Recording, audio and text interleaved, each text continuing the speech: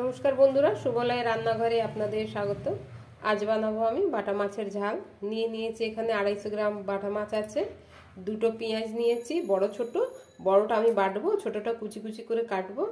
দুটো টমেটো নিয়েছি, এখানে 1 চামচ আদা রসুন বাটা আছে, 1 চামচ কাঁচা লঙ্কা বাটা, আর হাফ চামচ জিরে গুঁড়ো, হাফ চামচ ধনে গুঁড়ো আছে, আন্দাজ মতন হলুদ দেবো। এদিকে কড়া বসিয়ে দিয়েছি গরম হওয়ার জন্য। কড়াটা গরম হয়ে গেছে, দিয়ে দেবো সর্ষের তেল। তেলটা ভালোভাবে গরম হয়ে গেছে, তেলে ধোঁয়া উঠছে, দিয়ে দেবো মাছ।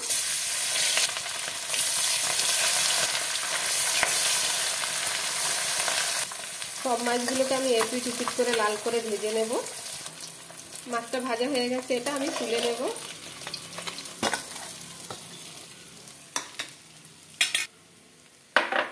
আমি এই সব মাছগুলোকে ভেজে নেব।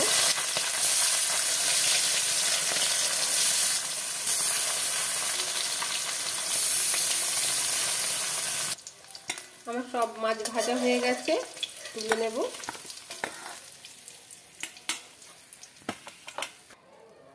ফোড়নে দেবো কালো জিরে, দেবো কেটে রাখা পেঁয়াজ,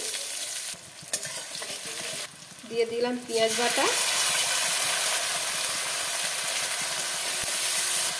দেবো আদা রসুন বাটা, দিয়ে দিলাম বেটে রাখা কাঁচা লঙ্কা,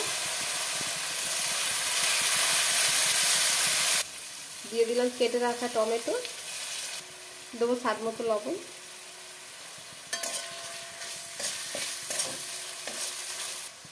দেবো ধনে গুঁড়ো, দিলাম জিরে গুঁড়ো, দিলাম হলুদ, অল্প জল দিলাম। মশলাটাকে ভালো করে কষাতে হবে যেন কাঁচা গন্ধটা না থাকে। মশলাটা ভালোভাবে কষানো হয়ে গেছে, দিয়ে দেবো জল 1 বাটি,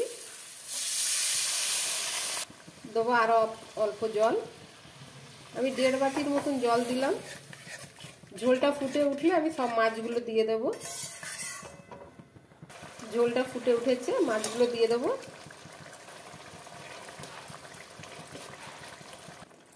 আর মাছের রেসিপি হয়ে গেছে, দিয়ে দিলাম গরম মশলা,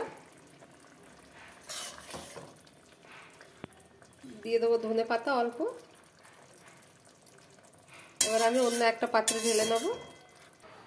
আমার বাটা মাছের ঝাল রেডি হয়ে গেছে বন্ধুরা। যদি আপনাদের আমার এই ভিডিওটা ভালো লেগে থাকে তাহলে লাইক, কমেন্ট, সাবস্ক্রাইব অবশ্যই করবেন। ধন্যবাদ।